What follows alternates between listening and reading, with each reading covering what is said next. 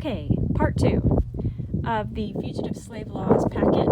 I had just addressed the speech Slavery in Massachusetts, Slavery a Positive Good by John C. Calhoun, which was delivered in 1837. That kind of gives you a timeline as far as how it connected to some of the other events.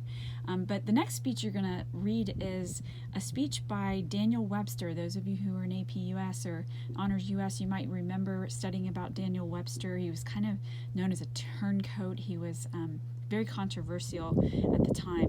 He was the representative of Massachusetts, which is one of the most vehemently anti-slave states in the Union, yet at the Compromise of 1850, he actually spoke in support of maintaining, if not invigorating, the Fugitive Slave Laws, which infuriated his constituency. And this was the speech that was so pivotal in reinforcing those laws.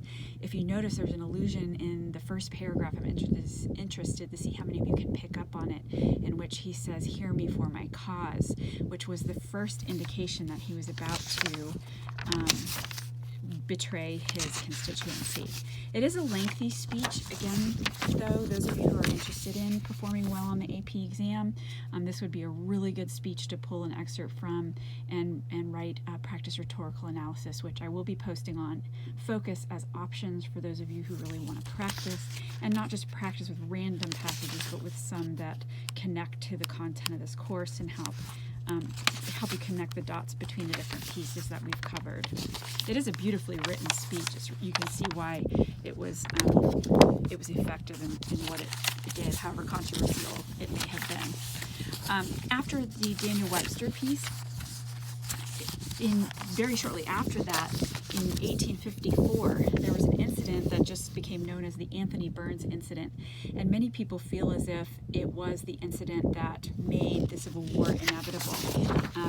You'll read a piece called Anthony Burns Captured, which is just a summary of exactly what happened in Boston, Massachusetts to cause the riot that had ensued there. You'll read a letter from Anthony Burns to the Baptist Church, which had basically ousted him. They had ostracized him from the church for having been a fugitive, for having run away from slavery, and so he writes a pretty powerful argument against their actions, and that would be another one that would make a really good practice rhetorical analysis. And it's a shorter piece too, so it's reasonable to analyze the whole thing. The next document is yet another piece by Henry David Thoreau. I know that you all have read 2 pieces by Thoreau now. Those of you who are interested, if you really like to read Thoreau, this is one of my favorite pieces. It's called Slavery in Massachusetts. It was delivered at an anti-slave convention on July 4th, 1854, and it was in response to the Anthony Burns incident. It's a really powerful, volatile speech. Again, excellent practice for tone of voice, for rhetorical elements. I really think if you have the time, those of you who are interested, you should read it, but it is lengthy, and I understand that you've read, your share of Thoreau by this point. And finally, this is one of my favorite poems by poet Walt Whitman. It is another reaction to the Anthony Burns incident, which I'm actually going to annotate with you on a video at some point. You're, of course, welcome to read it and make sense of it as you may, but I would like to annotate that with you. It'll be a great activity even in preparation for Mr. D's class next year, which involves the analysis of poetry. And that's it for this particular packet. If you have anything that you would like to do that I haven't mentioned here other than rhetorical analysis, just know that your options are open. Mainly the documents that I mentioned, you will be expected to read and annotate. Any practice rhetorical analyses that you want to do, you will have the option to do that as well.